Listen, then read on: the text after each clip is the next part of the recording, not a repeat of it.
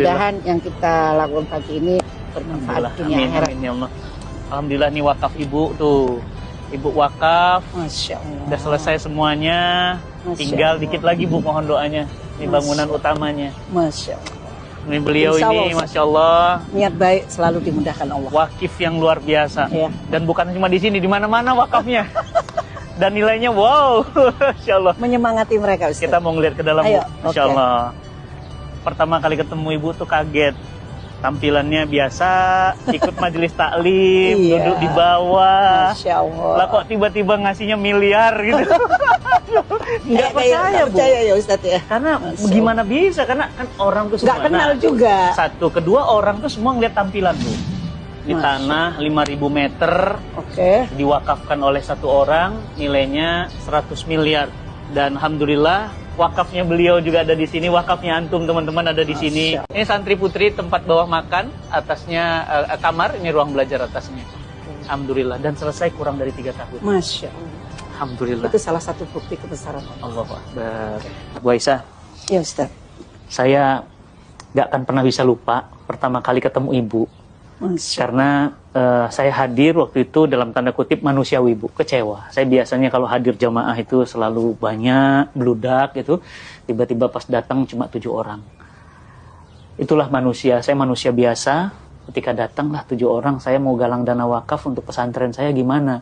Tapi ternyata 7 orang, ada 1 orang namanya Bu Aisyah dengan penampilan yang sangat sederhana berwakaf miliaran. Dan sekarang pesantrennya sudah jadi. Masya Allah.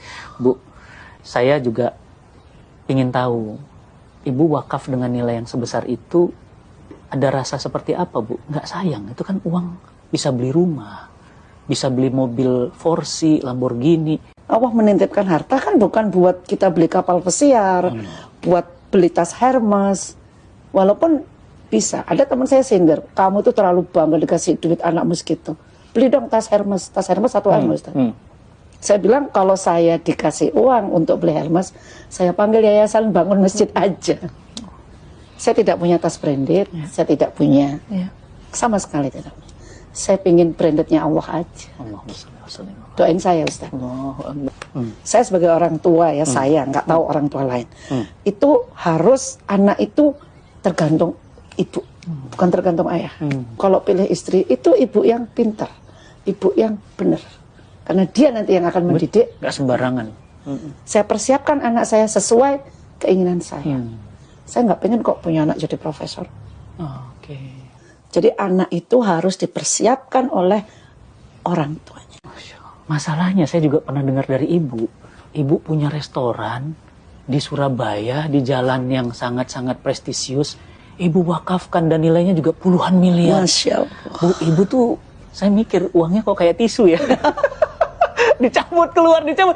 Apa gimana, nggak habis-habis apa gimana? Kan sesuai janji Allah.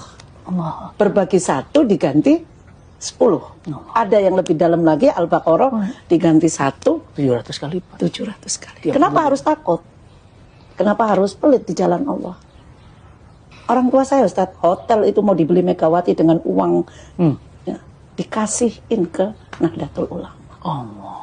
Itu contoh dari orang tua.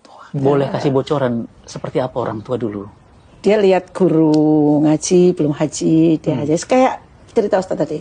Setiap tahun ada aja. Tanah di mana-mana panggil, di sini kasih. Anaknya nggak ada yang kasih. Ibu saya kan punya hotel. Masya Allah punya hotel loh.